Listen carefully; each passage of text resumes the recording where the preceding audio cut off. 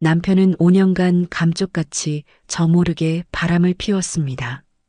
이 사실을 알게 된 저에게 엄마는 그냥 모르는 척하라고 말씀하셨습니다.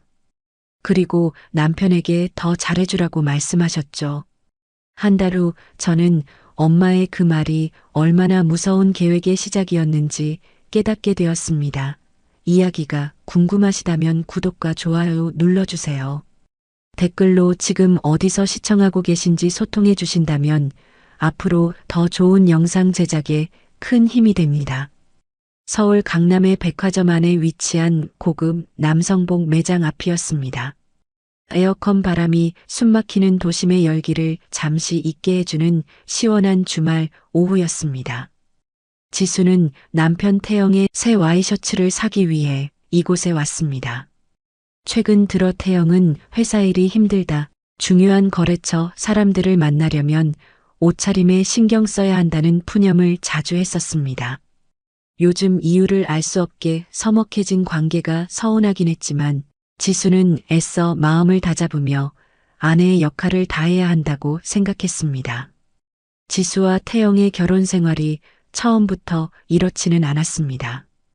5년 전 두 사람은 양가 가족의 축복 속에서 결혼했습니다. 태영은 신사적이고 말솜씨가 좋아 늘 지수를 즐겁게 해주는 남자였습니다. 하지만 2년 전부터 그는 변하기 시작했습니다. 집에서 함께 저녁을 먹는 날이 줄어들고 다정한 안부 인사도 사라졌습니다. 늘 일 때문에 일찍 나가고 늦게 들어왔습니다. 지수는 자신이 뭘 잘못한 건가, 원래 결혼 생활이란 시간이 지나면 이렇게 무뎌지는 걸까 수없이 자책하며 괴로워했습니다. 다시 관계를 예전으로 돌려보려 태영이 좋아하는 음식을 만들고 집에서도 예쁘게 꾸미고 있어 봤지만 돌아오는 건 그의 무관심, 때로는 짜증 섞인 반응뿐이었습니다.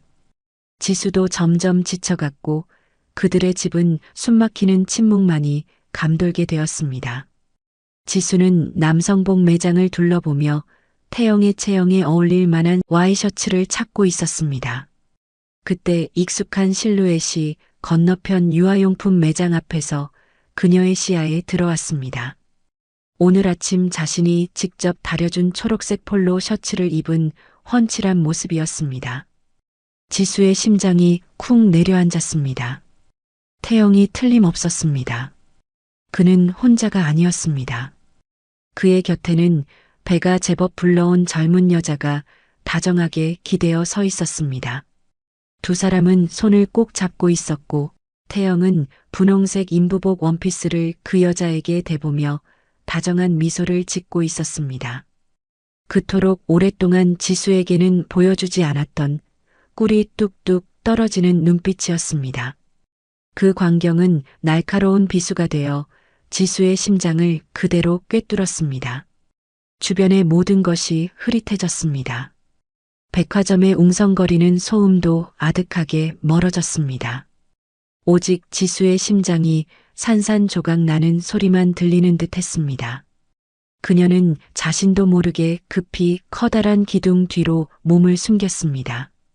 태영이 여자의 허리를 감싸 안고 무언가 속삭이자 두 사람은 행복하게 웃었습니다. 누가 봐도 행복한 한 가족의 모습이었습니다. 진짜 아내인 지수는 마치 도둑처럼 이곳에 숨어 있는데 말입니다. 두 사람은 계산대로 향했고 지수는 숨을 죽인 채 지켜보았습니다. 태영이 지갑에서 카드를 꺼내 직원에게 건네는 순간 지수는 그대로 얼어붙었습니다. 그건 바로 지수 명의의 주거래 통장에 연결된 가족 카드였습니다. 태영은 늘 큰 사업을 하려면 월급은 인맥 관리에 써야 하니 집안 생활비는 지수 명의의 돈으로 해결하자고 말했었습니다. 지수는 그 말을 믿었습니다. 단 한 번도 의심하지 않았습니다. 결국 지수의 돈은 자신들의 가정을 위해서뿐만 아니라 태영이 밖에서 꾸린 또 다른 가정을 위해서도 쓰이고 있었던 것입니다.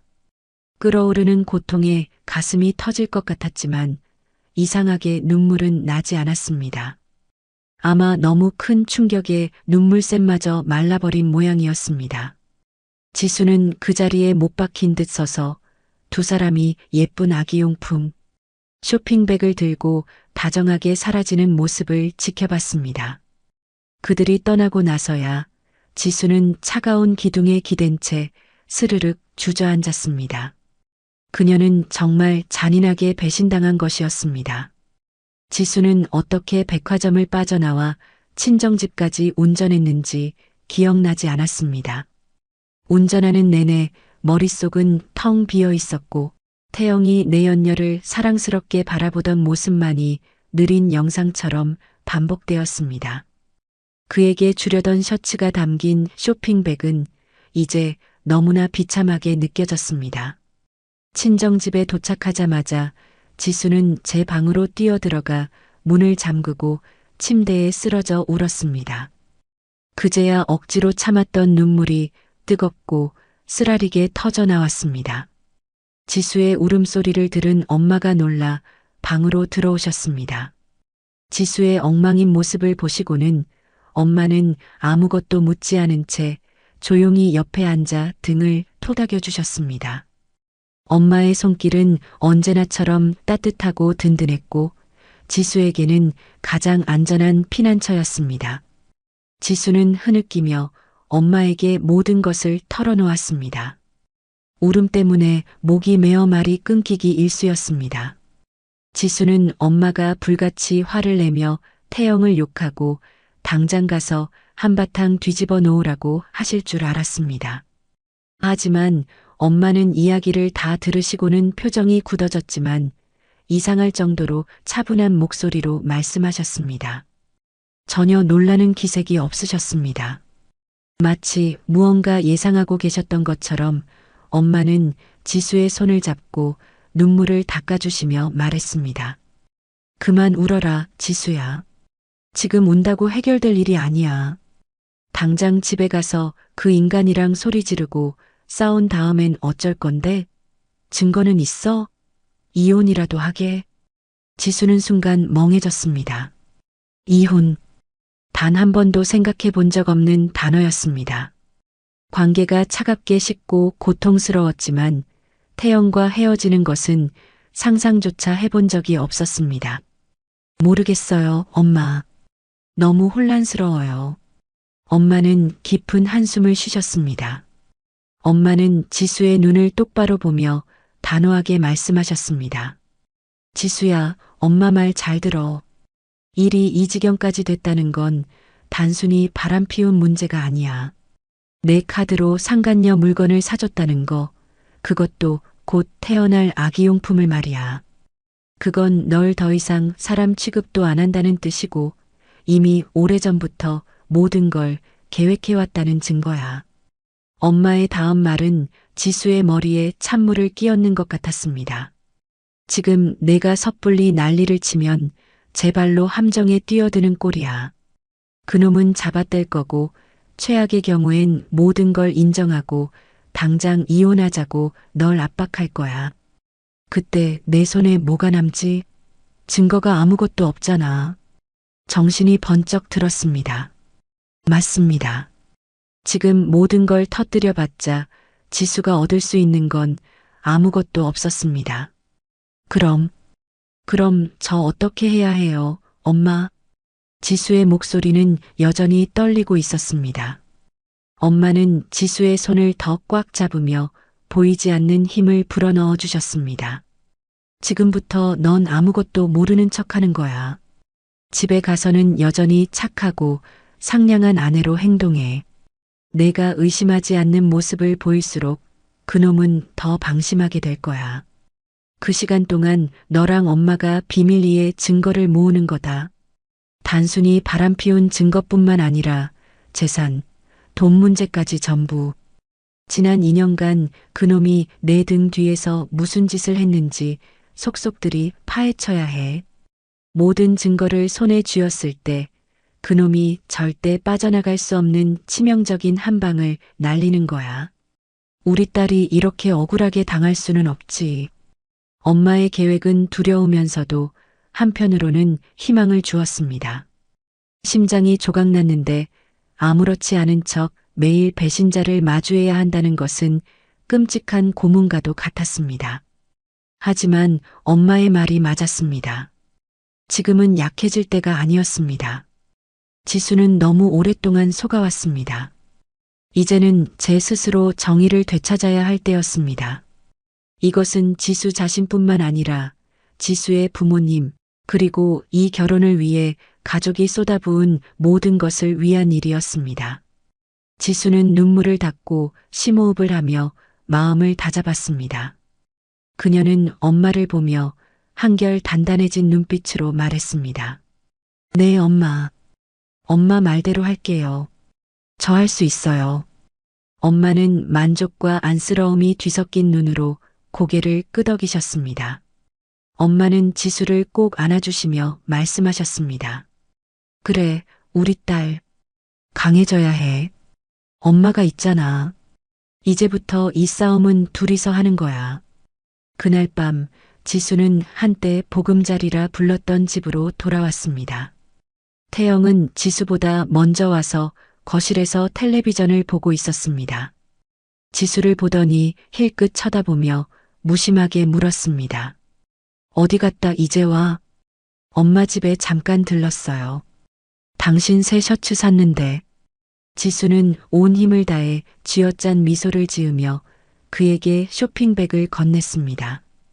태영은 쇼핑백을 받아들고는 열어볼 생각도 없이 그래. 한마디 하고는 다시 텔레비전 화면에 시선을 고정했습니다. 그의 무관심이 지금 이 순간만큼은 차라리 다행이었습니다.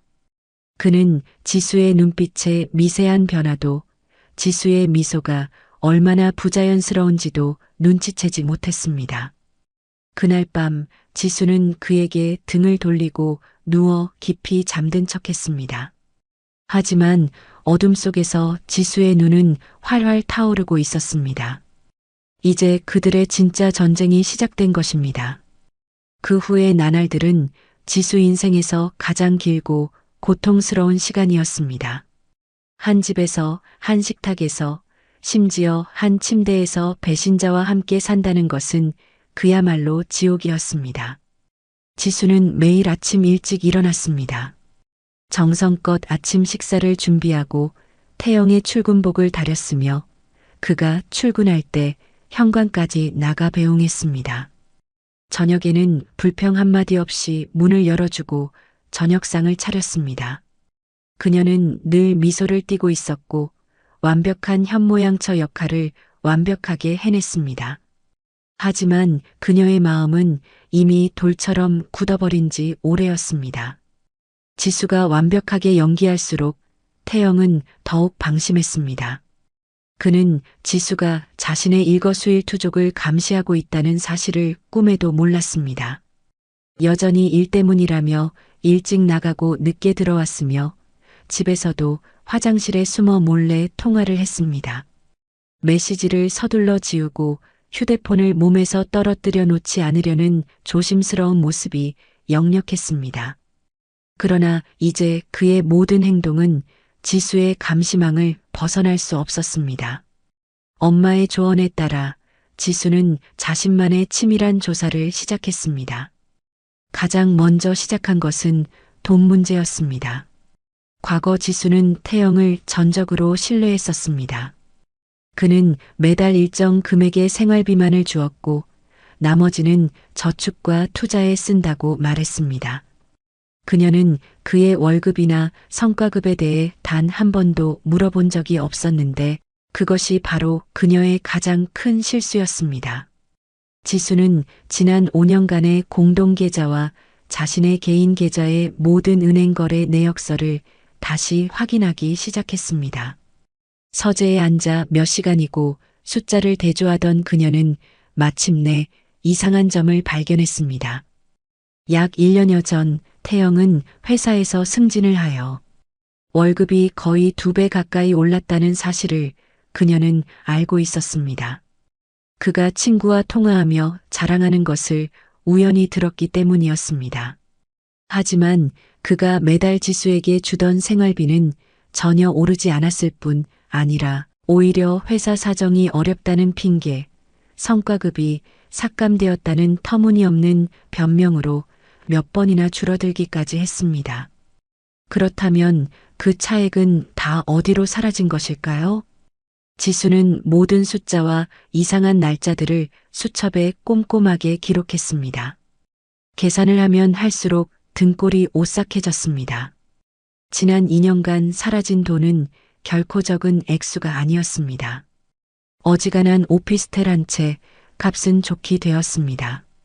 태영이 자신을 속여 빼돌린 금액의 규모에 지수는 치가 떨렸습니다.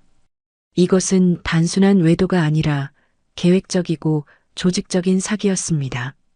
다음으로 지수는 그의 휴대폰을 확인할 방법을 찾아야 했습니다. 이것은 훨씬 더 어려운 일이었습니다. 태영은 휴대폰을 거의 손에서 놓지 않았고 잠들기 전에도 머리맡에 두는 등 매우 조심스러웠기 때문이었습니다. 하지만 기회는 항상 방심한 순간 찾아오는 법이었습니다. 어느 날 저녁 태영이 샤워하러 들어가면서 책상 위에 휴대폰을 잠시 두고 간 것입니다.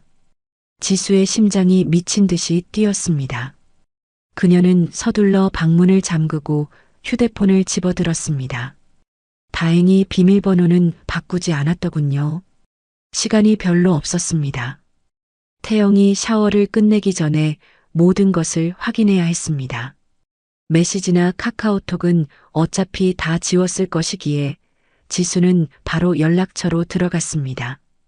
연락처를 쭉 훑어봤지만 의심스러운 여자 이름은 없었습니다. 그때 이상하게 저장된 이름 하나가 지수의 눈에 띄었습니다. 바로 아르테미스 박전무라는 이름이었습니다. 왜 거래처 사람 이름을 아파트 이름과 함께 저장했을까? 아르테미스는 강남에 새로 생긴 최고급 아파트 단지 이름이었습니다. 지수는 무언가 잘못되었다는 직감을 강하게 느꼈습니다. 그녀는 얼른 자신의 휴대폰으로 그 번호를 찍어두었습니다. 이어서 통화 기록도 재빨리 확인했습니다. 아르테미스 박전무라는 이름은 믿을 수 없을 정도로 자주 나타났습니다. 하루에 10번 넘게 통화한 날도 있었고 통화 시간이 1시간을 넘길 때도 있었습니다. 특히 통화는 주로 점심시간이나 밤늦은 시간에 이루어졌습니다. 바로 그때 욕실에서 물소리가 멎었습니다. 지수는 깜짝 놀라 서둘러 연락처 앱을 닫고 최근 사용 목록에서도 흔적을 지운 뒤 휴대폰을 원래 자리에 돌려놓았습니다. 몇 초 후 태영 씨가 나왔습니다. 지수의 심장은 여전히 미친 듯이 뛰고 있었지만 그녀는 아무렇지 않은 척 책을 읽는 신용을 했습니다. 그날 밤 지수는 새로 발견한 사실들을 엄마에게 전화로 알렸습니다. 엄마는 잠시 침묵하시더니 차분하게 말씀하셨습니다. 그 번호로 섣불리 전화하지 마라. 일단 그냥 둬. 그리고 아르테미스 말인데 내일 한번 그 아파트에 가보렴. 하지만 아주 조심해야 한다. 절대 들키면 안 돼. 네, 알겠어요, 엄마. 돈 문제도 계속 증거를 모아야 하나요? 당연하지. 거래 내역서 전부 출력해서 이상한 부분을 표시해둬. 모든 건 서류로 남겨야 나중에 법정에서 효력이 있어. 태영 씨가 집안 살림은 모두 내 돈으로 하자고 했을 때 왜 의심하지 않았을까요? 저는 정말 바보 같았어요. 지수는 자신을 자책했습니다. 엄마는 따뜻하게 위로하면서도 단호함을 잃지 않았습니다. 자책하지 마. 내 잘못이 아니야. 그놈이 악랄했던 거지. 과거는 생각하지 말고 이제 앞만 봐. 엄마가 있잖아. 이 싸움은 우리가 이긴다. 엄마와의 통화를 끊고 나니 지수는 다시 힘이 났습니다. 앞길은 여전히 험난했지만 그녀는 더 이상 혼자가 아니었습니다. 그녀의 곁에는 한 걸음 한 걸음 나아갈 길을 알려주는 엄마가 있었습니다. 태영의 배신을 둘러싼 비밀의 장막이 서서히 걷히기 시작했습니다. 그녀는 잠든 태영의 옆에 누워 천장을 바라보았습니다. 지금 이 순간 그녀는 잔인하게 배신한 남자 곁에서 완벽한 연기를 펼치며 가장 치명적인 복수를 준비하는 강철 같은 여인이었습니다. 그녀의 눈빛은 어둠 속에서도 강렬하게 빛나고 있었습니다. 다음 날 아침, 지수는 어제 엄마에게 들은 조언대로 태영에게 하루 종일 친정에 가 있다가 저녁에 돌아오겠다고 말했습니다. 그의 반응은 예상대로였습니다. 태영은 전혀 신경 쓰지 않고 고개만 끄덕였을 뿐입니다. 그의 무관심은 지수의 복수 계획을 더 쉽게 만들어 주었습니다. 태영이 출근한 후 지수는 친정으로 곧장 향하지 않고 차를 몰아 강남의 아르테미스 아파트로 향했습니다. 그곳은 새로 지어진 호화롭고 폐쇄적인 고급 단지로 보안이 아주 철저하여 입주민 카드가 없는 외부인은 자유롭게 드나들 수 없는 곳이었습니다. 지수는 아파트 정문이 한눈에 보이는 맞은편 카페에 차를 세웠습니다. 커피 한 잔을 시켜 구석진 자리에 앉아 기다리기 시작했습니다. 그녀는 자신이 무엇을 기다리는지, 태영이 정말 여기에 올지, 아니면 그저 우연의 일치일지 수백 가지 질문이 머릿속을 맴돌았습니다. 시간은 느리게 흘러갔습니다. 그녀는 겉으로는 평온한 표정을 유지했지만 손으로 쥐고 있는 커피잔은 이미 차갑게 식어 있었습니다. 그녀의 신경은 오직 아파트 입구에만 집중되어 있었습니다. 거의 정오인 12시가 다 되었을 때 익숙한 차 한 대가 천천히 아파트 입구로 들어섰습니다. 태영의 차였습니다. 지수의 심장이 덜컥 내려앉았습니다. 그는 분명 지수에게 경기도 수원에 있는 중요한 고객을 만나러 간다고 거짓말을 했는데 지금 이 시간에 이 강남의 고급 아파트에 나타난 것입니다. 그의 차는 보안 게이트 앞에 멈췄고 카드를 찍은 뒤 곧장 지하 주차장으로 들어갔습니다. 역시나 지수의 직감이 맞았습니다. 그는 이곳에 집이 있거나 그의 상간녀가 여기에 살고 있는 것이었습니다. 지수는 카페에 앉아 두 손을 굳게 쥐었습니다. 이제 어떻게 해야 할까요? 그녀는 입주민이 아니었기에 안으로 들어갈 수는 없었습니다. 그녀는 잠시 더 앉아 생각에 잠겼습니다. 이렇게 무작정 밖에서 기다릴 수만은 없었습니다. 그녀는 아파트 주변을 한 바퀴 돌며 정보를 더 얻을 방법이 있는지 찾아보기로 결심했습니다. 지수는 산책하는 주민인 척하며 단지 담장을 따라 걸었습니다. 아파트 B동 근처를 지날 때 배달을 기다리는 배달 기사 몇 명을 보았습니다.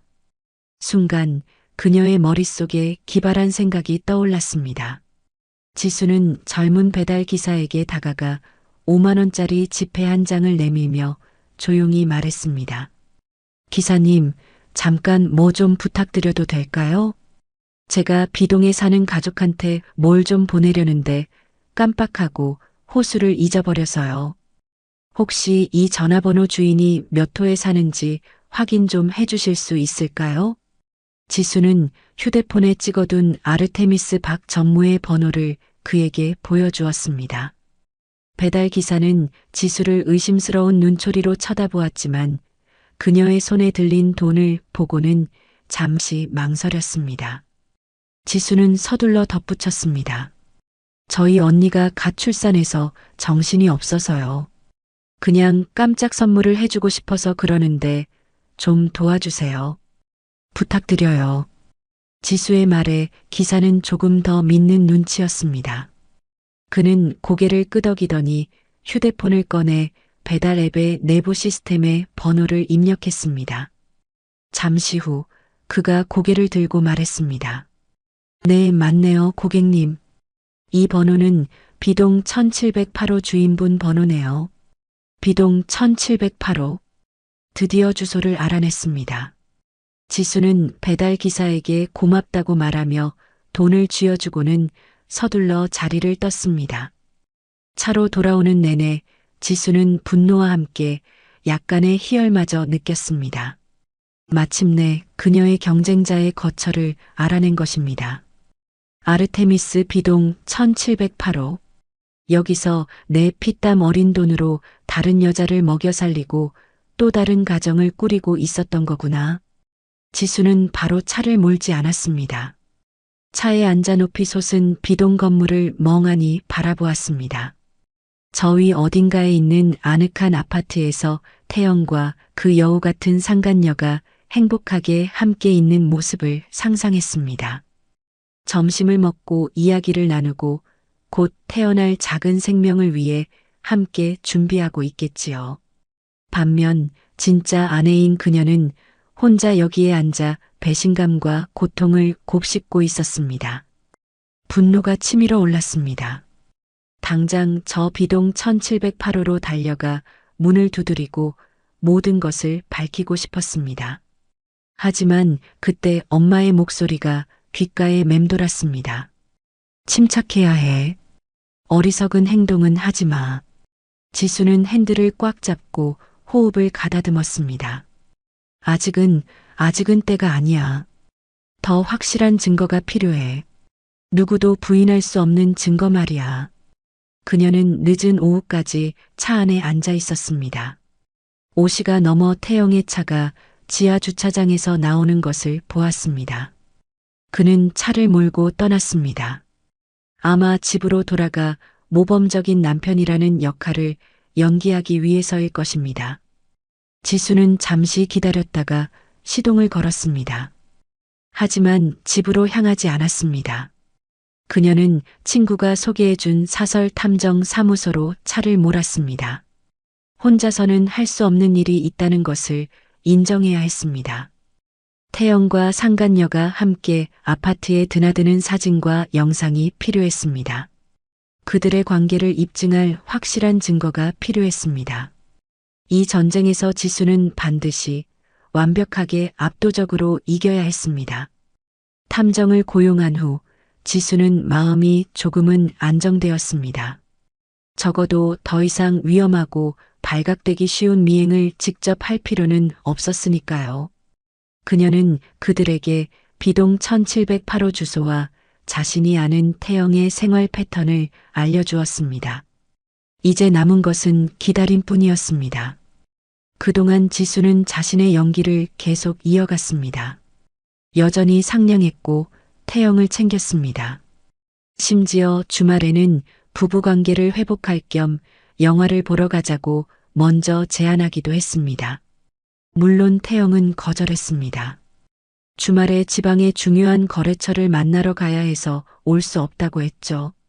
지수는 그저 미소 지으며 그럼 조심해서 다녀와요. 건강 잘 챙기고요. 라고 말했습니다. 하지만 그녀의 마음속으로는 그의 중요한 거래처가 누구이며 어디에 있는지 똑똑히 알고 있었습니다.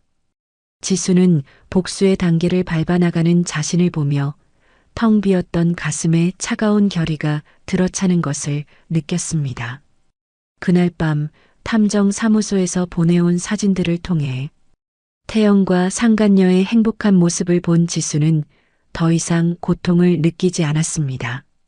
그녀는 태영의 거짓된 가면을 반드시 자기 손으로 갈기갈기 찢어버리겠다고 스스로에게 다짐했습니다. 조사를 깊이 파고들수록 태영의 배신이 단순히 감정적인 문제를 넘어선 거대한 빙산과도 같다는 것을 깨달았습니다. 물 아래 잠긴 부분이 훨씬 더 크고 무서웠습니다. 조사를 하면서 태영이 직장 동료들에게 이혼한 지 2년 된 골드 싱글이라고 말했다는 충격적인 사실을 알게 된 후 지수는 그들이 살고 있는 이 집에 대해 불안감을 느끼기 시작했습니다. 이 집은 부부 둘의 힘으로 마련한 것이었지만 초기 대출금의 상당 부분은 지수의 부모님께서 지원해 갚아주신 것이었습니다. 당시 부모님께서는 딸이 안정적인 거처에서 살길 바라는 마음으로 큰 돈을 보태주시며 이것이 딸에게 주는 마지막 혼수라고 말씀하셨습니다. 태영은 그때 장모님의 은혜를 평생 잊지 않겠다고 입버릇처럼 말했었습니다. 지금 와서 생각하니 그 말이 참으로 씁쓸하게 느껴졌습니다. 어느 날 오후 지수는 서재를 정리한다는 핑계로 각종 서류를 뒤지기 시작했습니다. 태영에게는 오래된 보험 계약서를 찾아봐야 한다고 둘러댔고 그는 아무 의심 없이 찾아봐 하고 허락했습니다. 집문서와 관련 서류들이 들어있는 서류함을 열 때 지수의 심장은 다시 두근거렸습니다. 매매 계약서, 은행 대출 서류 등 모든 것이 갈색 가죽 가방 안에 잘 보관되어 있었습니다. 지수는 조심스럽게 등기부등본과 집문서를 꺼내 들었습니다. 둘이서 이 서류를 손에 들고 기뻐했던 날이 아직도 생생했습니다. 그때 그것은 그들의 보금자리이자 미래의 상징이었습니다. 지수는 한 장 한 장 넘기며 모든 글자를 꼼꼼히 읽었습니다. 그리고 두 번째 페이지, 소유주를 기재하는 란에서 그녀의 심장이 멎는 것 같았습니다. 지수의 이름과 태영의 이름 옆에 시아버지와 시어머니의 이름이 두 개 더 선명하게 적혀 있고 관공서에 붉은 직인이 찍혀 있었습니다. 네 개의 이름이었습니다. 온몸에 피가 차갑게 식는 것을 느꼈습니다. 이게 어떻게 된 일일까요? 왜 시부모님 이름이 여기에 있는 거죠? 그들이 이 집에 대해 무슨 권리가 있단 말입니까? 지수는 의자에 털썩 주저앉았습니다. 머릿속이 혼란스러웠습니다. 그녀가 이런 내용의 서류에 서명한 적이 있었는지 아무리 기억을 더듬어 봐도 전혀 없었습니다. 태영 씨나 시부모님 누구에게도 등기부등본에 이름을 추가한다는 이야기를 들어본 적이 없었습니다. 그렇다면 이 두 이름은 대체 어디서 나타난 것일까요? 역겨운 기분이 목구멍까지 차올랐습니다. 이것은 더 이상 태영 혼자만의 배신이 아니었습니다. 그의 가족 전체가 치밀하게 계획한 음모였습니다. 그들은 지수를 바보로 취급했고 그녀의 집에서조차 이방인으로 만들려 했습니다. 그들은 지수 부모님의 피땀이 섞인 부부의 공동 재산을 조용히 그들 가족 전체의 공동 재산으로 둔갑시킨 것입니다. 지수는 떨리는 손으로 네 개의 이름이 적힌 등기부등본 페이지를 사진으로 찍어 곧바로 엄마에게 보냈습니다. 몇 분 후 엄마에게서 전화가 왔습니다. 엄마의 목소리에도 놀라움과 분노가 가득했습니다. 세상에, 이게 어떻게 된 일이니? 걔들이 이런 짓을 벌였는데 너는 전혀 몰랐단 말이야. 몰랐어요, 엄마. 정말 몰랐어요. 저는 이런 서류에 서명한 적이 없어요. 지수는 울음을 참으며 흐느꼈습니다. 엄마는 잠시 침묵하며 마음을 가다듬으시더니 강철 같은 목소리로 말씀하셨습니다. 지수야, 진정하고 엄마 말 들어. 분명히 그놈이 널 속여서 다른 서류에 끼워 서명을 받아냈을 거야.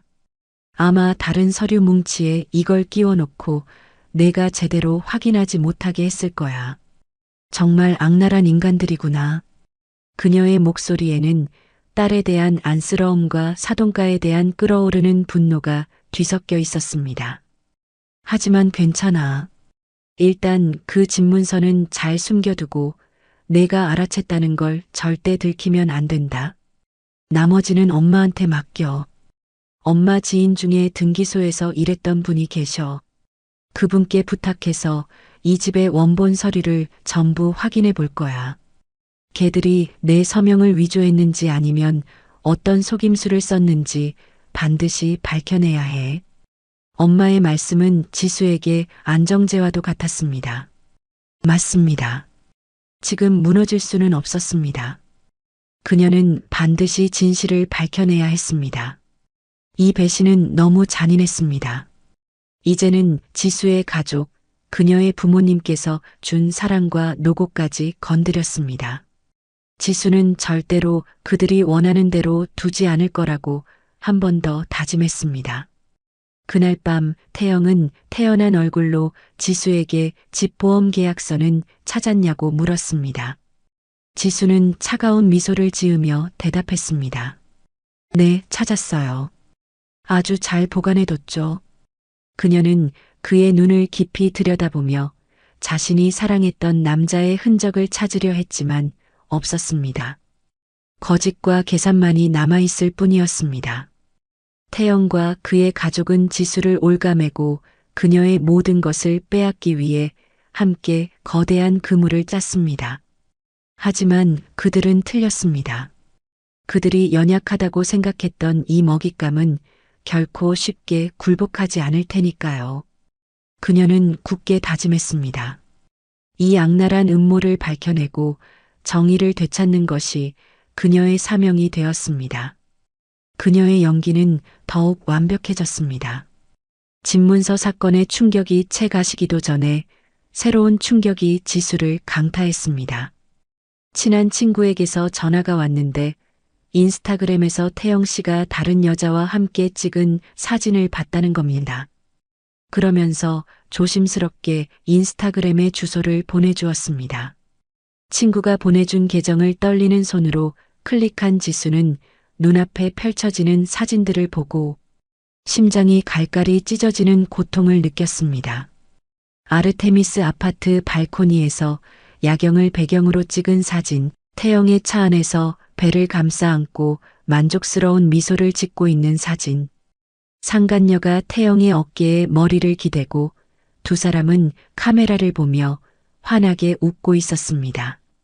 사진과 함께 이런 글이 적혀 있었죠. 우리 아가 아빠 닮아서 건강하게만 태어나줘.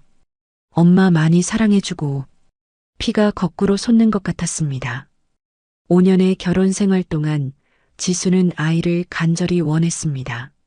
하지만 태영은 일에 더 집중하고 싶다며 계속 미루었습니다. 알고 보니 그는 아이를 원하지 않은 것이 아니라 지수와의 사이에서 아이를 원하지 않았던 것입니다. 그리고 사진에는 결혼할 때 친정 부모님께서 예물로 주신 용복 문양이 새겨진 순금, 팔찌와 똑같은 팔찌를 하고 있는 상간녀의 사진도 있었습니다. 그 용복 팔찌는 엄마가 물려주신 소중한 유품이었습니다. 엄마는 결혼식 날 지수에게 그 팔찌를 채워주시며 소중히 간직하라고 신신당부하셨습니다. 그것은 물질적인 가치를 넘어 지수를 향한 가족의 축복이 담긴 정신적인 의미가 큰 물건이었습니다. 불길한 예감에 지수는 서둘러 침실로 달려갔습니다. 그곳에는 부부가 중요한 서류나 귀중품을 보관하는 금고가 있었습니다. 금고 열쇠는 2개였고 지수와 태영이 하나씩 가지고 있었습니다. 지수는 떨리는 손으로 열쇠를 꽂고 비밀번호를 돌렸습니다. 묵직한 철문이 열렸습니다. 안은 텅 비어 있었습니다. 붉은 벨벳 상자에 담겨 있던 용봉 팔찌가 사라졌습니다. 집문서 원본이 담겨 있던 서류철도 온데간데 없었습니다. 지수 명의로 된 통장 몇 개와 약간의 현금만 남아있을 뿐이었습니다. 온몸에 힘이 빠져나가는 것 같았습니다. 지수는 바닥에 주저앉았습니다. 태영이 지수의 가장 소중한 예물을 훔쳐갔습니다. 집문서까지도요. 눈물이 걷잡을 수 없이 흘러내렸습니다. 이것은 신뢰가 가장 잔인한 방식으로 짓밟혔을 때의 깊은 상처였습니다. 지수는 그가 변심했을지라도 그들 사이에 최소한의 정은 남아있을 거라고 생각했지만 아니었습니다. 그의 행동은 지수를 너무 무참히 짓밟았습니다. 지수는 울음에 잠긴 목소리로 엄마에게 전화를 걸었습니다. 엄마는 다 듣고 한참 동안 침묵하셨습니다. 수화기 너머로 들리는 엄마의 거친 숨소리에서 들끓는 분노를 느낄 수 있었습니다. 잘 됐네. 그 쓰레기 같은 것들. 드디어 막장까지 가는구나. 그러더니 엄마는 갑자기 차분해지셨습니다. 목소리는 차갑고 단호해졌습니다. 지수야, 그만 울어. 지금 눈물은 아무 소용없어. 엄마 말 잘 들어. 걔들이 집문서랑 팔찌를 가져갔다는 건 제 목에 스스로 올가미를 걸었다는 뜻이야. 넌 그냥 아무것도 모르는 척해. 절대 내가 눈치챘다는 걸 들키면 안 돼. 걔들이 의기양양해 하도록 그냥 둬. 엄마가 알아서 처리할 방법이 있으니까. 엄마의 침착함은 지수를 안심시켰습니다. 그녀는 눈물을 닦고 일어서려 애썼습니다. 슬픔은 분노로 변했습니다. 연약함은 강철 같은 의지로 바뀌었습니다. 그들이 그녀에게서 빼앗아간 것들, 지수는 반드시 몇 배로 되찾아올 것입니다. 이 결혼에 더 이상 미련은 없었습니다. 그녀가 지금 원하는 유일한 것은 정의였습니다. 자신과 가족을 위한 정의. 지수는 텅 빈 금고를 바라보며 속으로 다짐했습니다. 한태영, 어디 마음껏 즐겨봐. 당신의 즐거운 시간은 이제 얼마 남지 않았으니까. 예물과 집문서를 도둑맞은 충격 이후 지수는 엄마의 말씀에 따라 자신이 모든 사실을 안다는 기색을 전혀 내비치지 않았습니다. 그녀의 연기는 너무나 완벽해서 때로는 자기 자신에게 혐오감을 느낄 정도였습니다. 하지만 텅 빈 금고를 볼 때마다 그녀의 안의 증오는 더욱 뜨겁게 타올랐습니다. 그동안 엄마는 행동에 나서셨습니다. 엄마의 옛 친구분 중 그 남편이 시청 지적과에서 일하셨습니다. 비록 은퇴하셨지만 인맥은 여전히 남아 있었습니다. 엄마는 그분을 찾아가 교묘하게 상황을 설명했습니다. 딸의 집 등기부등본에 불분명한 점이 있어 혹시 착오가 있었는지 확인하고 싶다고만 말씀드렸습니다. 며칠 후 엄마의 친구분에게서 전화가 왔습니다. 그녀가 전해준 정보는 지수와 엄마의 최악의 의심이 사실이었음을 확인시켜 주었습니다. 내가 확인해 봤어. 내 딸 집 등기부등본에 시부모님 이름이 추가된 게 맞아. 서류는 거의 1년 전에 접수됐더라. 엄마는 분노를 억누르며 물었습니다. 그럼 서류에 제 딸 부부 두 사람의 서명이 다 있었나요? 수화기 저편에서 잠시 침묵이 흐르더니 대답이 돌아왔습니다. 그럼요. 규정상 부부 공동재산의 소유권을 변경하려면 반드시 두 사람 모두 공증사무소에 출석해서 서명해야 해요. 보관된 서류에는 따님과 남편분의 서명이 다 되어 있는 공증계약서가 첨부되어 있었어요. 여기까지 듣고 엄마는 모든 상황을 파악하셨습니다. 친구분에게 고맙다고 인사하고 전화를 끊으신 엄마의 얼굴은 차갑게 굳어 있었습니다. 그날 저녁 지수가 친정에 들르자 엄마는 그녀를 방으로 데리고 가 모든 사실을 이야기해 주셨습니다. 엄마 짐작대로 그놈이 널 속여서 서류에 서명하게 한 거야. 엄마는 단호하게 말했습니다. 지수는 기억을 더듬었습니다. 거의 1년 전 그 무렵에 무슨 특별한 일이 있었을까? 그녀는 미간을 찌푸리며 생각에 잠겼습니다. 그러다 희미한 기억 하나가 떠올랐습니다. 엄마, 생각났어요. 그때쯤 태영 씨가 엄청 두꺼운 서류 뭉치를 주면서 서명하라고 했어요. 자기 회사 직원들을 위한 우대 대출 서류라고 내부 프로젝트에 투자하는 거라고 했어요. 절차가 복잡해서 서명할 곳이 많다면서 제가 서명해야 할 곳을 미리 다 표시해 뒀더라고요. 그때는 아무 의심도 못하고 출근 준비로 바빠서 제대로 읽어보지도 않고 서명했어요. 엄마는 책상을 탁 치셨습니다. 세상에, 바로 그거였구나.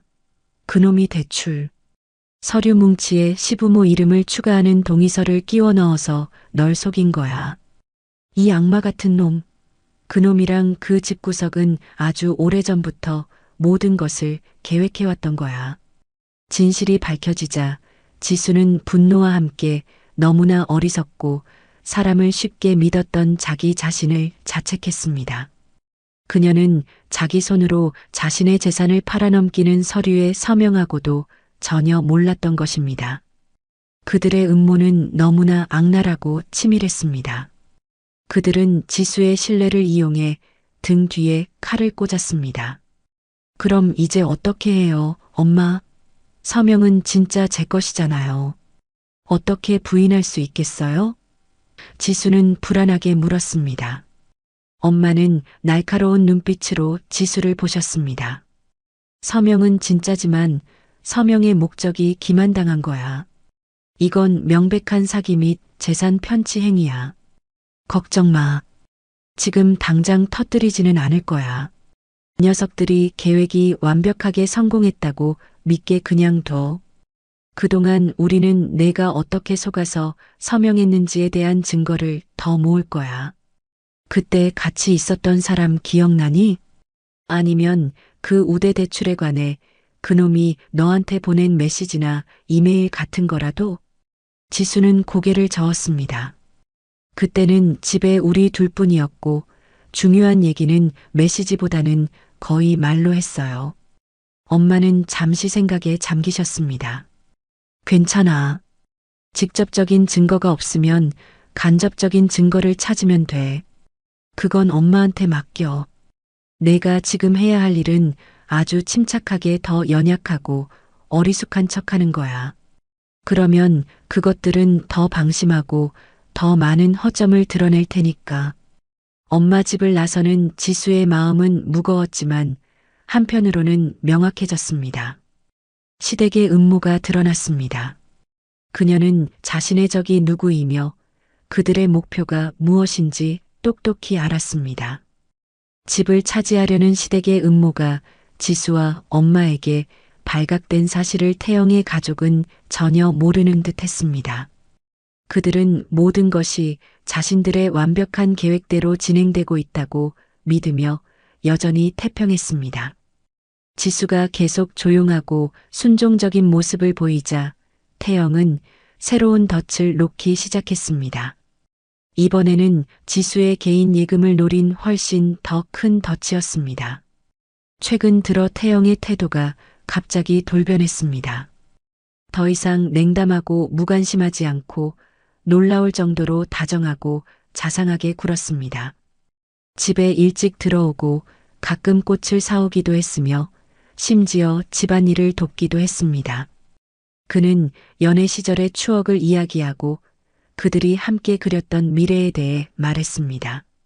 그의 연기는 너무나 완벽해서 만약 지수가 그의 진짜 모습을 몰랐다면 아마 마음이 흔들리고 그가 진심으로 뉘우쳤다고 믿었을지도 모릅니다. 하지만 지수는 이제 태영을 믿지 않았습니다.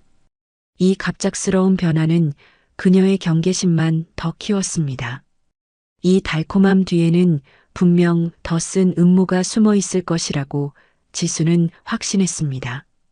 그리고 그녀의 예상은 빗나가지 않았습니다. 어느 날 저녁 식사 후 태영은 지수에게 캐모마일 차를 타주며 옆에 앉아 흥분된 표정으로 말했습니다. 여보, 내가 당신이랑 상의할 게 있는데.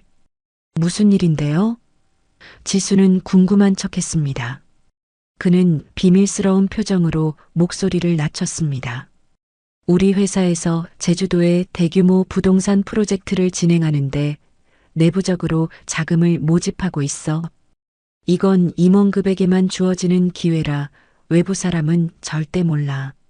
수익률이 연 30%는 보장된대. 절대적으로 안전한 투자야. 지수는 차를 한 모금 마시며 속으로 코웃음을 쳤습니다. 또 내부 투자라는 수법이구나. 하지만 그녀는 여전히 흥미로운 척했습니다. 정말요? 수익률이 그렇게 높아요? 하지만 위험하지는 않을까요? 걱정 마. 이 프로젝트는 최고 위층에서 이미 승인했고 법률 서류도 완벽해. 내가 다 확인했어. 이건 무조건 성공해. 내 저축은 전부 여기에 쏟아부을 생각인데 아직 조금 부족해서 말이야. 그는 말을 멈추고 의미심장한 눈으로 지수를 쳐다봤습니다. 지수는 연극의 하이라이트가 시작될 것을 직감했습니다. 얼마나 부족한데요? 계산해 봤는데 한 1억 원 정도만 더 있으면 우리 투자 지분이 아주 좋아져. 최고 수익률을 받을 수 있을 거야. 당신한테 그 정도 되는 예금 통장 하나 있는 걸로 기억하는데 맞지? 예전에 장모님께서 주신 돈 말이야. 태영의 목표는 명확했습니다. 1억 원. 그 돈은 지수의 부모님께서 혹시 모를 상황에 대비하라며 지수에게 따로 챙겨주신 돈이었습니다. 지수는 그 돈의 존재를 태영이 아주 잘 알고 있다는 것을 알고 있었습니다. 지수가 말이 없자 태영은 그녀의 손을 잡으며 간절한 목소리로 말했습니다. 지수야, 당신 돈인 거 알아. 하지만 생각해봐.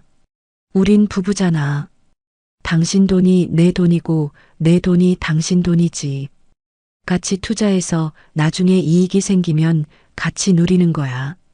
그때 되면 당신이 사고 싶은 거 모두 사줄게. 우리 여행도 가자.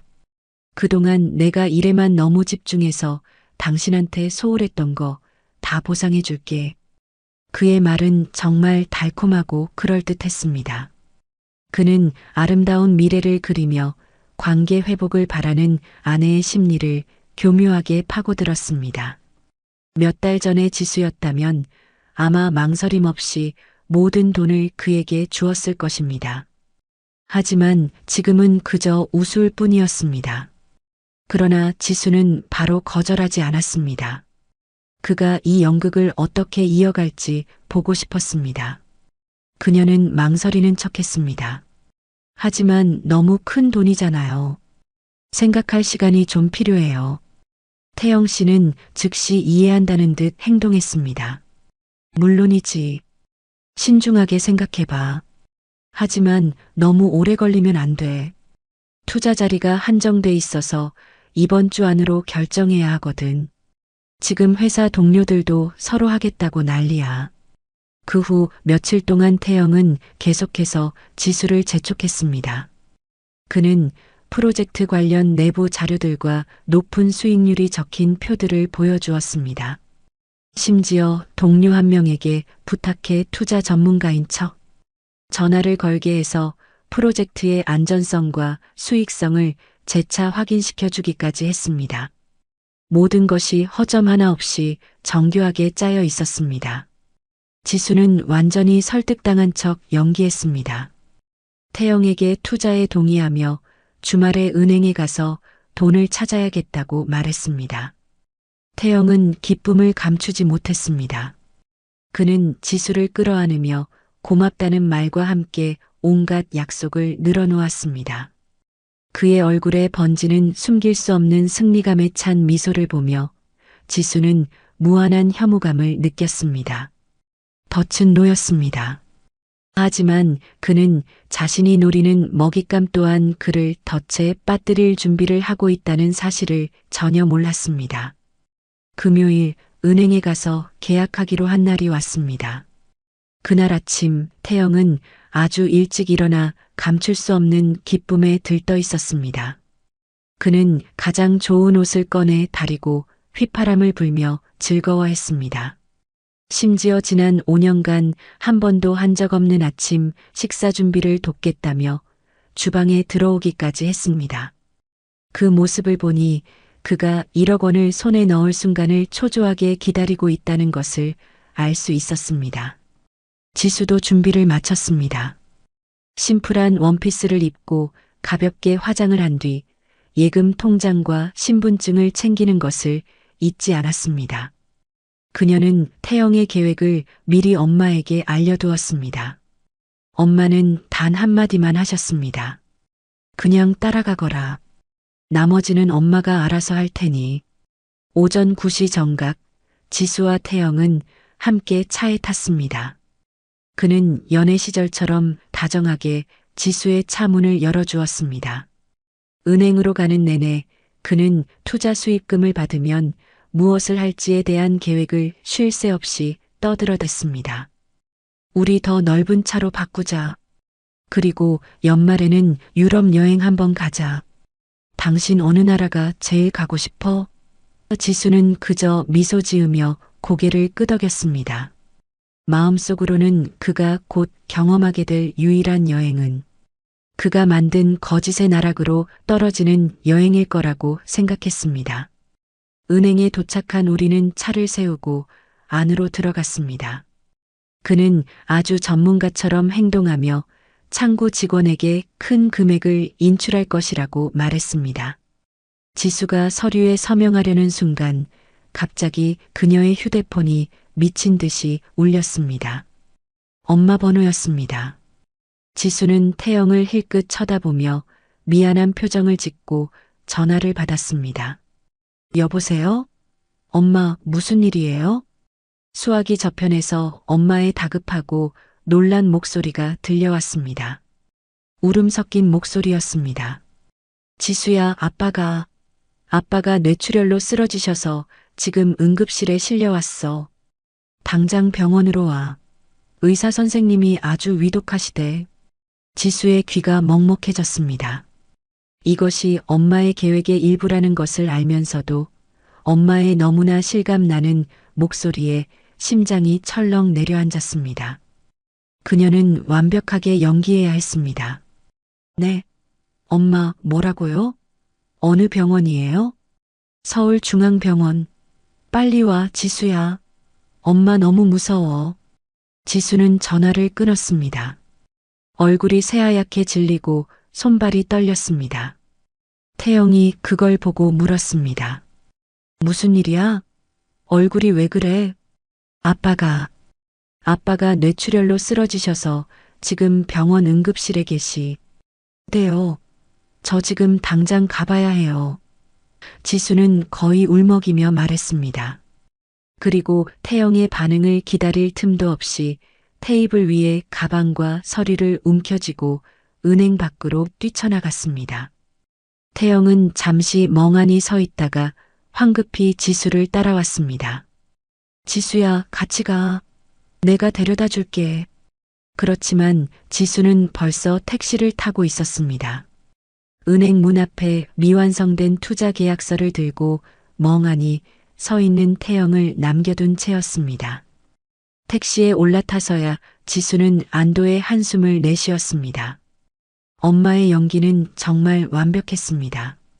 그녀는 엄마에게 출발했어요. 라고 문자를 보냈습니다. 몇 초 후 엄마에게서 답장이 왔습니다. 잘했다. 바로 병원 응급실로 와. 거기서 기다리고 있을게. 병원에 도착하니 정말로 엄마가 응급실 앞 대기 의자에 앉아 초조한 표정으로 기다리고 계셨습니다. 지수를 보자마자 엄마는 그녀를 구석으로 데려가셨습니다. 어떻게 됐니? 태영이 의심 안 하던? 네, 전혀요. 엄마 연기가 너무 실감나서 저도 깜짝 놀랐어요. 엄마는 안도의 한숨을 쉬셨습니다. 그래야 그놈이 믿지.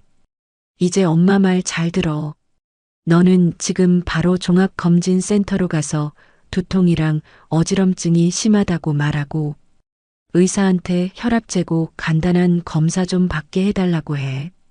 그리고 오후까지 병원에 있어.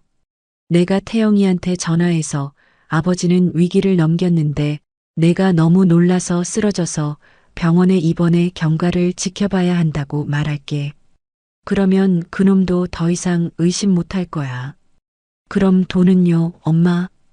통장은 엄마한테 줘. 내가 지금 당장 가서 돈을 다 찾아서 다른 안전한 계좌로 옮겨 놓을게. 이건 미룰 수 없는 일이야. 지수는 고개를 끄덕이며 엄마에게 통장을 건넸습니다. 급히 자리를 뜨는 엄마의 뒷모습을 보며 마음이 짠했습니다. 자신의 일 때문에 엄마가 이렇게까지 고생하고 온갖 계획을 세워야 한다는 사실이 죄송했습니다. 그녀는 엄마의 마음에 보답하기 위해서라도 이 지독한 연극을 하루빨리 끝내기 위해서라도 더 강해져야 한다고 다짐했습니다. 태영의 1억 원 사기 계획은 완벽하게 실패했습니다. 그는 돈을 얻기는커녕 지수에게 더 큰 의심만 심어주었고 그의 사기 행각에 대한 증거만 더해주었을 뿐이었습니다. 이번 소동이 실패로 돌아간 후 태영은 크게 실망하며 짜증을 냈습니다. 그는 더 이상 다정하고 자상한 연기를 하지 않고 예전처럼 차갑고 냉담한 모습으로 돌아왔습니다. 그는 계속해서 1억 원에 대해 물으며 투자 기회가 곧 끝난다고 지수가 그들 부부의 큰 행운을 걷어찼다고 비난했습니다.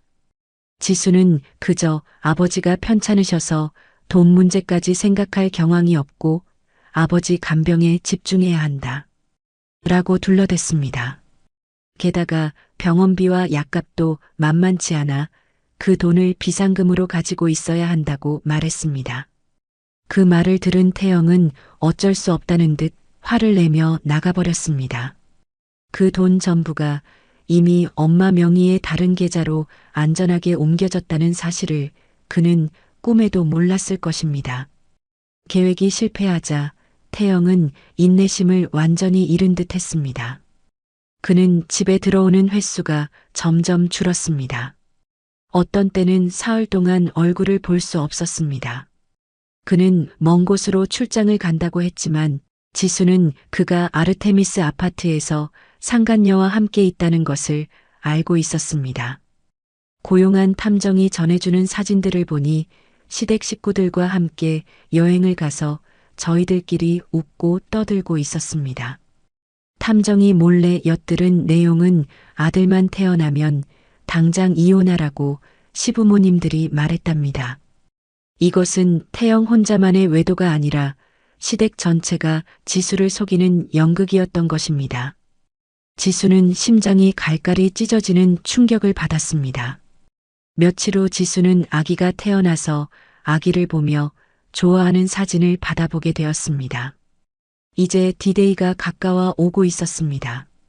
아마 그들은 적통 손주를 손에 쥐었으니 승리는 자신들의 것이라고 확신했을 것입니다.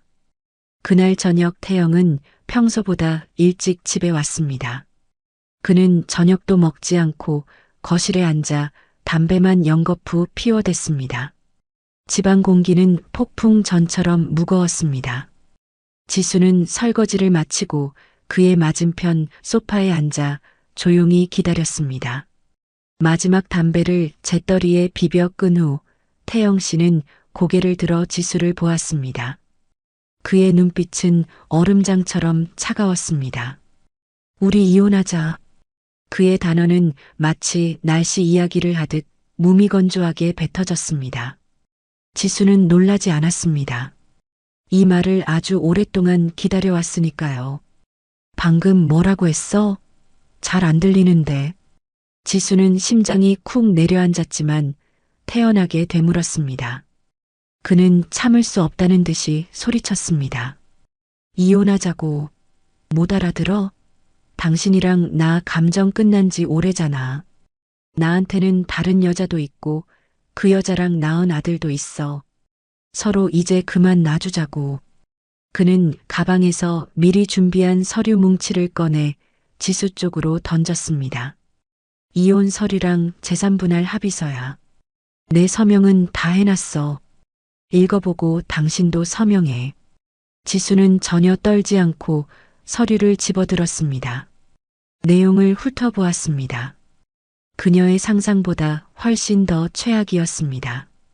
그는 위자료 명목으로 3천만 원을 제안했습니다. 그 대가로 지수는 즉시 이 집에서 나가고 다른 모든 재산에 대한 권리를 포기해야 했습니다. 집에 대해서는 이 집은 본인과 부모님의 공동 재산이므로 아내는 분할을 요구할 권리가 없음이라고 명시되어 있었습니다. 다 읽고 나서 지수는 고개를 들어 그를 보며 비웃었습니다. 3천만 원. 당신 아내로 산 5년, 내가 이 집을 위해 쏟은 노력, 내 부모님의 피땀. 그 모든 게 고작 3천만 원짜리라고 생각해? 태영은 경멸이 가득한 미소를 지었습니다. 욕심 부리지 마. 3천만 원도 정이 있어서 주는 거야. 이 집 등기부등본에 우리 부모님 이름 있는 거 모르지? 당신은 아무 권리 없어. 서명 안 해도 소용없어. 소송 가봤자 당신은 이것보다 더 못 받아. 괜히 망신만 당할 뿐이지. 그는 모든 증거가 자신에게 유리하다고 생각했기 때문에 자신만만했습니다. 그는 지수가 그의 가족이 꾸민 더러운 음모에 대해 아무것도 모를 거라고 생각했습니다. 그는 지수가 울고불고 매달리거나 화를 내며 난리를 칠 거라고 기대했습니다. 하지만 지수는 그 어떤 행동도 하지 않았습니다. 그녀는 서류를 테이블 위에 조용히 내려놓았습니다. 그리고 그의 눈을 똑바로 쳐다보며 이상할 정도로 차분하게 말했습니다. 좋아요. 서명할게. 태영은 멍해졌습니다. 지수의 반응은 그의 예상을 완전히 벗어났습니다. 진짜야? 그래요. 지수는 고개를 끄덕였습니다. 하지만 서명하기 전에 작은 부탁이 하나 있어요. 부탁? 뭔데? 그는 의심 가득한 눈으로 물었습니다. 지수는 애절한 눈빛으로 말을 이어갔습니다. 당신 아들 있다며? 그 아들 100일이 얼마나 남았어? 100일 잔치에 저도 참석하게 해주세요. 내가 아들 낳아주고 싶었는데 그러지 못한 것도 미안하고 당신 닮은 아기 얼굴도 한번 보고 싶고 우리가 공식적으로 끝나기 전에 당신 가족들과 친구들에게 마지막으로 인사라도 하고 싶어서요. 지수의 요구에 태영은 완전히 혼란스러워했습니다. 그가 지수의 의도를 알 리 없었죠. 하지만 지수가 이혼에 순순히 동의하자 그는 이것이 실패한 여자의 별것 아닌 마지막 자존심이라고 생각했을 겁니다. 그가 알고 있는 지수는 착한 여자였으니까요. 잠시 망설이던 그는 고개를 끄덕였습니다. 좋아. 열흘 후 일요일 저녁 7시 킹덤 호텔 VIP 홀이야. 쓸데없는 짓은 하지 마. 걱정 마세요. 저는 미소를 유지하며 대답했습니다. 전 그냥 축하해 주러 가는 거니까. 태영은 지수가 그의 손에 초대장을 쥐어주었다는 사실을 몰랐습니다. 그의 거짓된 인생을 다룬 영화 시사회 초대장을 말입니다. 그리고 지수가 바로 그 영화의 감독이 될 것이라는 사실도요. 드디어 열흘이 흘러 일요일이 되었습니다. 지수는 거울 앞에 섰습니다. 거울 속의 여자에게서 더 이상 지치고 초췌한 예전의 지수는 없었습니다. 그녀는 우아하고 강렬한 와인색 실크 드레스를 골랐습니다. 날카로운 아이라인과 붉은 립스틱으로 포인트를 준 메이크업을 정성껏 했습니다. 그녀는 버림받은 아내로서 그곳에 가는 것이 아니었습니다. 정의를 되찾으러 가는 사람이었습니다. 엄마 역시 품위 있는 검은색 벨벳 한복을 고르셨습니다. 엄마는 지수의 손을 잡으며 안쓰러움과 단호함이 섞인 눈빛으로 말씀하셨습니다. 가자, 딸. 이제 막을 내릴 시간이다. 킹덤 호텔은 그날 밤 화려한 조명으로 빛나고 있었습니다. VIP 홀은 풍선과 신선한 꽃으로 호화롭게 장식되어 있었죠. 멋진 정장을 차려입은 태영은 부모님과 함께 입구에서 손님들을 맞이하고 있었습니다. 그들의 얼굴은 만족스러운 미소로 가득 차 빛나고 있었습니다. 순백의 드레스를 입은 내연녀는 아기를 안고 중앙에 앉아 있었습니다. 주위에는 친척과 친구들이 모여 아기를 보며 칭찬을 아끼지 않았습니다. 지수와 엄마의 등장은 입구의 분위기를 순간적으로 얼어붙게 만들었습니다. 태영과 그의 부모님은 불쾌함과 경계심이 역력한 눈으로 그들을 쳐다봤습니다. 하지만 손님들 앞이라 억지 미소를 짓는 것 외에는 다른 도리가 없었죠. 왔네. 태영이 다가와 경고하듯 말했습니다. 약속했잖아. 지수는 미소로 답하며 엄마와 함께 당당하게 안으로 들어갔습니다. 등 뒤에서 들려오는 호기심 어린 시선과 수군거림은 무시한 채 파티는 떠들썩한 분위기 속에서 진행되었습니다. 시아버지의 축사가 끝나고 사회자가 아기의 사랑스러운 순간들을 담은 성장, 동영상을 다 함께 보자며 스크린으로 시선을 유도했습니다. 바로 그때 지수가 일어섰습니다. 그녀는 무대 위로 올라가 멍하니 서 있는 사회자에게서 마이크를 건네받았습니다. 연회장의 모든 시선이 그녀에게 쏠렸습니다. 태영 씨와 그의 가족은 얼굴이 하얗게 질려 지수를 막으려고 달려오려 했습니다. 잠시 실례하겠습니다. 저는 이 자리에 계신 태영 씨의 법적인 아내 이지수입니다. 오늘 이렇게 기쁜 날 저도 작은 선물을 하나 준비했습니다. 제 남편과 그의 가족 그리고 그의 상간녀에게 특별한 영상을 선물하고 싶습니다. 그들의 인생에 새로운 장이 열리는 것을 축복하는 의미에서요. 말을 마친 지수는 엄마가 미리 섭외해 둔 기술 담당자에게 신호를 보냈습니다. 연회장의 조명이 꺼지고 거대한 스크린이 밝아졌습니다. 행복한 가족 영상이 시작되었습니다. 첫 장면은 태영이 백화점에서 상간녀의 옷을 다정하게 골라주는 모습이었고 자막에는 3월 남편은 거래처에 간다고 거짓말을 했습니다. 라고 적혀 있었습니다. 이어서 그와 그녀가 아르테미스 아파트를 드나들고 함께 식사하고 장을 보는 수많은 사진들이 스쳐 지나갔습니다. 그리고 시댁 식구들이 그녀를 살뜰히 챙기는 모습과 함께 가족연합, 재산 편취를 위한 치밀한 공모라는 자막이 떴습니다. 연회장은 물을 끼얹은 듯 조용해졌습니다. 처음의 침묵은 수군거림으로 곧 노골적인 비난으로 바뀌었습니다. 사람들은 믿을 수 없다는 눈으로 태영의 가족을 쳐다보기 시작했습니다. 태영의 얼굴은 하얗게 질렸다가 뻘겋게 변했습니다. 그는 소리쳤습니다. 당장 꺼. 저 쓰레기 같은 거 당장 끄라고. 그는 마이크를 빼앗으려 무대로 뛰어 올라왔습니다. 하지만 너무 늦었습니다. 영상은 3천만 원짜리 이혼 합의서 사진과 마지막 자막으로 끝을 맺었습니다. 이것이 저의 5년 동안의 결혼 생활의 대가입니다. 연회장 조명이 켜지자 모든 것이 아수라장이 되었습니다. 사람들의 고함 소리, 상간녀의 비명, 시어머니의 욕설.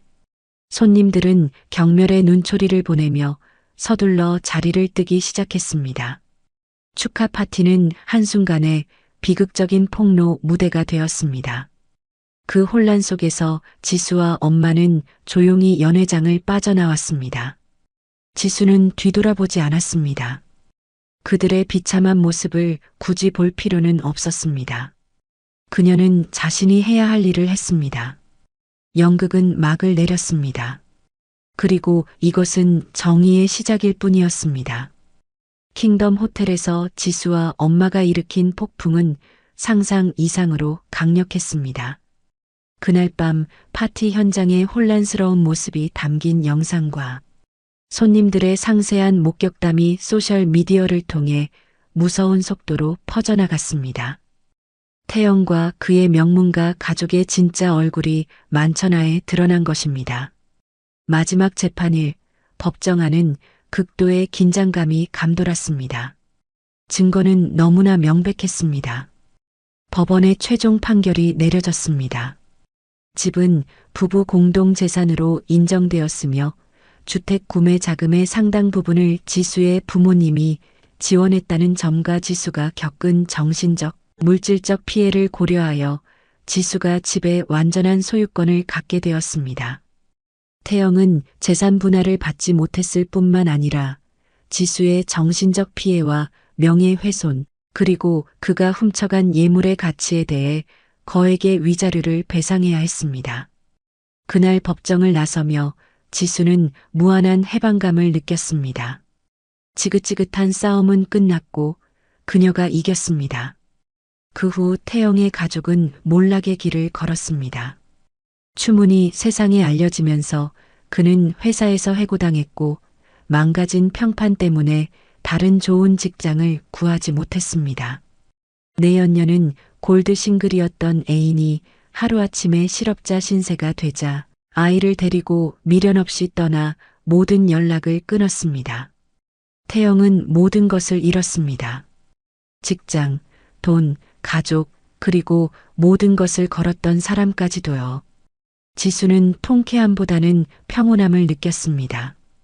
그녀는 너무나 많은 아픈 기억이 담긴 그 집을 팔았습니다. 그 돈과 위자료를 합쳐 엄마와 자신을 위한 작고 아늑하며 햇살이 가득 드는 아파트를 샀습니다.